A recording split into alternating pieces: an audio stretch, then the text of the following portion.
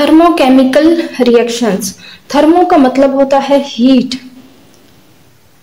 और केमिकल का मतलब होता है चेंज, यानी ऐसे रिएक्शंस जिनमें हीट चेंज हो। तो इसको हम डिफाइन करते हैं a chemical reaction, a chemical reaction which proceeds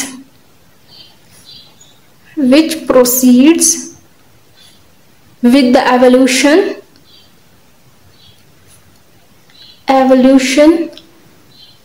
or absorption of heat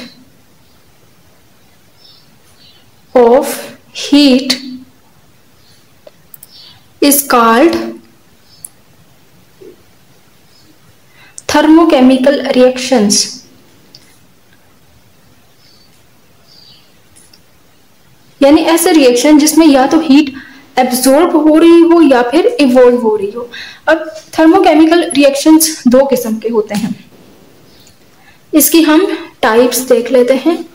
thermochemical reactions basically दो किस्म के होते हैं डिपेंडिंग ऑन के हीट इवॉल्व हुई है या एब्जॉर्ब हुई है। वो दो टाइप्स कौन कौन सी है? एक्सोथर्मिक रिएक्शंस और endothermic reactions.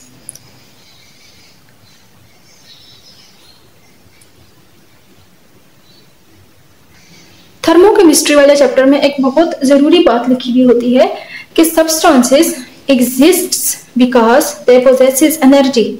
substances exists because they possesses energy, यानी सब्सटेंस एग्जिस्ट इसीलिए करता है कि वो एनर्जी रखता है। अगर जैसे फॉर एग्जांपल हमारे पास एक है यहाँ पर सब्सटेंस ए, तो ये सब्सटेंस ए तभी पॉसिबल है, यानी इसका वजूद तभी पॉसिबल है जब इसकी कोई एनर्जी होगी। यानी हम कह सकते हैं इन अदर वर्ड्स कि ये सब्सटेंस ए एनर्जी है। दूसरी तरफ हम दूसरा सब्सटेंस रख लेते हैं सब्सटेंस बी। अब सब्सटेंस ए और बी दोनों डिफरेंट है, तो ये इन दोनों का डिफरेंस तभी पॉसिबल है जबकि इनकी एनर्जी डिफरेंट होगी। इसकी एनर्जी को हम ई ए कह देते हैं, इसकी एनर्जी को हम लेट्स सपोज ई ए कह देते हैं, और इसकी एनर्जी को हम ई बी कह देते हैं। तो ये दो सब्सटेंसेस जो हैं ये तभी डिफरेंट हैं कि इनकी एनर्जी डिफरेंट है। अगर इनकी एनर्जी सेम है तो मतलब ये सब्सटेंसेस भी सेम है। इस लाइन में मतलब वाज़ेह हो रहा है कि substances exist because they possesses energy. यहाँ पर ये लाइन लिखी हुई है कि substances exist because they possesses energy। Different substances have different amounts of energy associated with them. Due to this reason, the total energy of products is never equal to the reactants। अब let's suppose हमारे पास एक chemical reaction है। Chemical reaction में क्या होता है, कुछ reactants जो हैं वो आपस में रिएक्ट करते हैं और क्या बनाते हैं, प्रोडक्ट्स। रिएक्टेंट्स जाकर प्रोडक्ट्स बनाते हैं, यानी रिएक्टेंट्स आपस में रिएक्ट कर जाते हैं और उनकी शनाख्त खत्म हो जाती है और एक नई चीज बन जाती है जिसको प्रोडक्ट कहा जाता है। अब रिएक्टेंट्स की एनर्जी जो है उसको अगर ई आर से रिप्रेजेंट करें और प्रोडक्ट्स की एनर्जी को ई पी से रिप्रेजेंट करें तो ये दोनों एनर्जीज डिफरेंट होंगी, तभी हम कह सकेंगे कि रिएक्टेंट्स ने जाकर प्रोडक्ट बनाया है।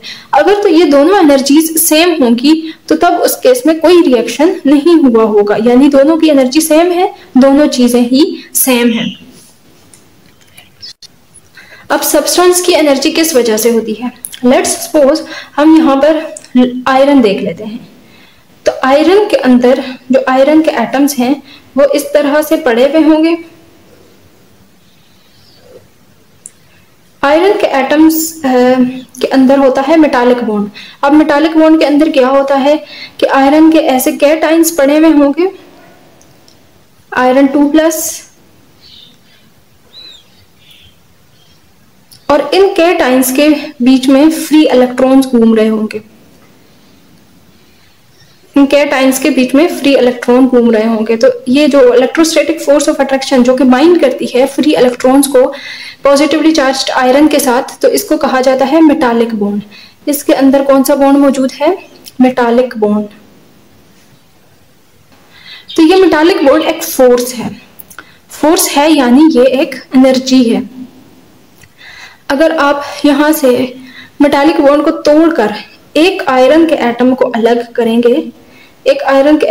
करेंगे, तो आपको पता चलेगा कि आयरन के अंदर 26 इलेक्ट्रॉन होते हैं। पहले शेल में 2 इलेक्ट्रॉन हम ले लेते हैं, दूसरे शेल में 8 इलेक्ट्रॉन, 10 हो गए। तीसरे शेल में आ जाएंगे 1 2 3 4 6 10 11 12 13 14 और 2 इलेक्ट्रॉन्स जो हैं आयरन ने लॉस कर दिए हैं इस मेटालिक बॉन्ड की फॉर्मेशन के दौरान। तो अब यहाँ पर क्या होता है, इलेक्ट्रॉन्स के ऊपर नेगेटिव चार्ज है, तो इलेक्ट्रॉन्स अट्रैक्ट होंगे toward this positively charged nucleus atom. तो ये भी एक एनर्जी है, यानी बाइंडिंग फोर्स है between the nucleus and electron. अगर आप न्यूक्लियस को खोल कर देखें तो न्यूक्लियस के अंदर आपको पता है आयरन के न्यूक्लियस के अंदर न्यूट्रॉन्स होते हैं और प्रोटॉन्स होते हैं। प्रोटॉन्स के ऊपर पॉजिटिव चार्ज होता है और न्यूट्रॉन न्यूट्रल होते हैं। प्रोटॉन्स अब यहाँ पर होंगे 26 और न्यूट्रॉन्स भी लगभग 26-27 होंगे। तो न्यूट्रॉन्स और प्रोटॉन्स को बाइंड करने की कोई फोर्स होती है, इनके बीच में भी क्या होती है, न्यूक्लियर फोर्स। अगर आप फर्दर न्यूट्रॉन्स या प्रोटॉन्स को फर्दर खोलकर देखें तो उसके अंदर क्या होते हैं, क्वार्क्स। अब क्वार्क्स के बीच में भी फोर्स ऑफ अट्रैक्शन होती है। तो ये सारी कुल मिला के जितना आप छोटा करते जाएंगे तो पार्टिकल्स के बीच में फोर्स ऑफ अट्रैक्शन होगी यानी एनर्जी होगी।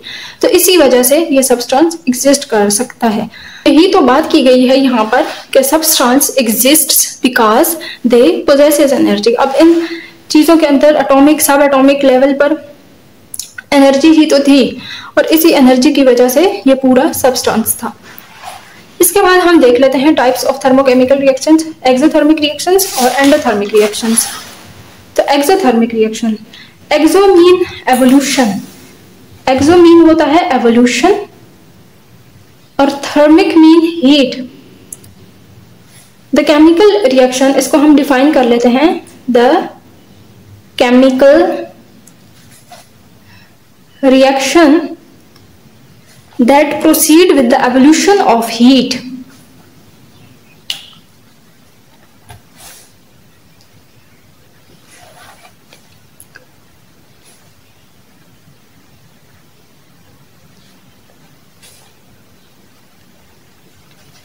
Is called exothermic reaction.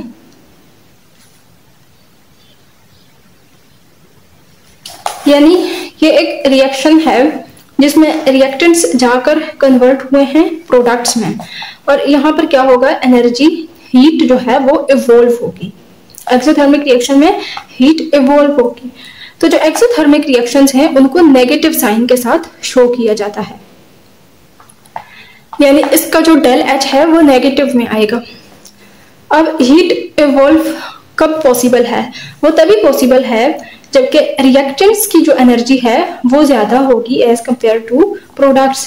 Energy of reactants को अगर हम ER से रिप्रेजेंट करें और एनर्जी ऑफ प्रोडक्ट को EP से रिप्रेजेंट करें, तो अगर एनर्जी ऑफ रिएक्टेंट्स ग्रेटर थी एनर्जी ऑफ प्रोडक्ट्स से तो तब ये रिएक्शन क्या होगा, एक्सोथर्मिक, यानी रिएक्टेंट्स ने अपनी एनर्जी को लॉस किया है प्रोडक्ट्स बनाने के दौरान।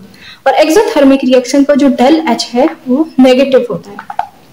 जब इस सिस्टम से एनर्जी बाहर निकलती है तो उसको नेगेटिव साइन के साथ रिप्रेजेंट किया जाता है। ये लेट्स सपोज एक बीकर है, इसमें एक्सोथर्मिक रिएक्शन हुआ है, तो एक्सोथर्मिक रिएक्शन के दौरान जो सिस्टम है, ये हमारा रिएक्शन मिक्सचर जो था ये हमारे पास सिस्टम था, तो इस सिस्टम ने एनर्जी को लॉस किया है। ये एनर्जी या टेम्परेचर यहाँ से निकला है तो उसको नेगेटिव साइन के साथ रिप्रेजेंट किया जाएगा। इस एनर्जी को नेगेटिव साइन के साथ रिप्रेजेंट किया जाएगा। दूसरी तरफ एंडोथर्मिक रिएक्शंस में क्या होता है, endothermic reactions, endo mean absorption and thermic mean heat. तो इसको हम डिफाइन कर लेते हैं, the chemical reaction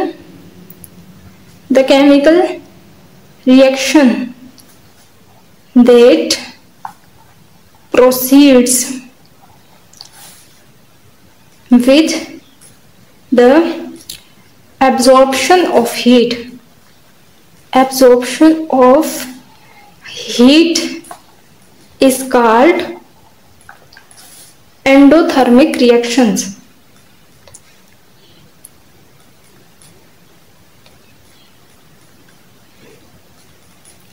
let's suppose एक रिएक्शन है जिसमें रिएक्टेंट्स जाकर कन्वर्ट हो रहे हैं प्रोडक्ट्स में, और इसमें हीट जो है वो एब्जॉर्ब हुई है।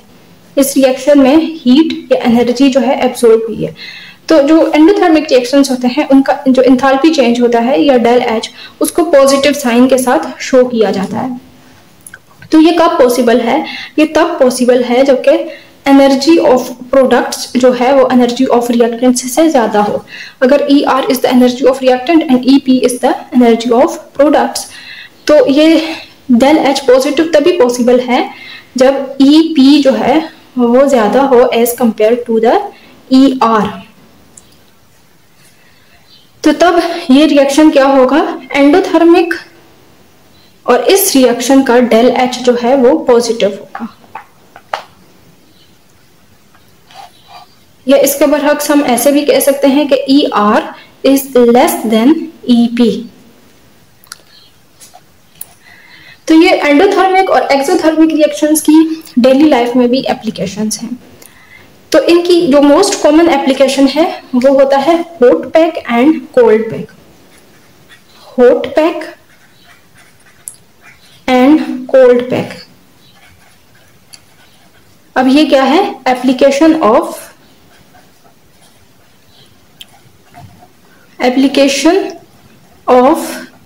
Thermochemical reactions. थर्मोकेमिकल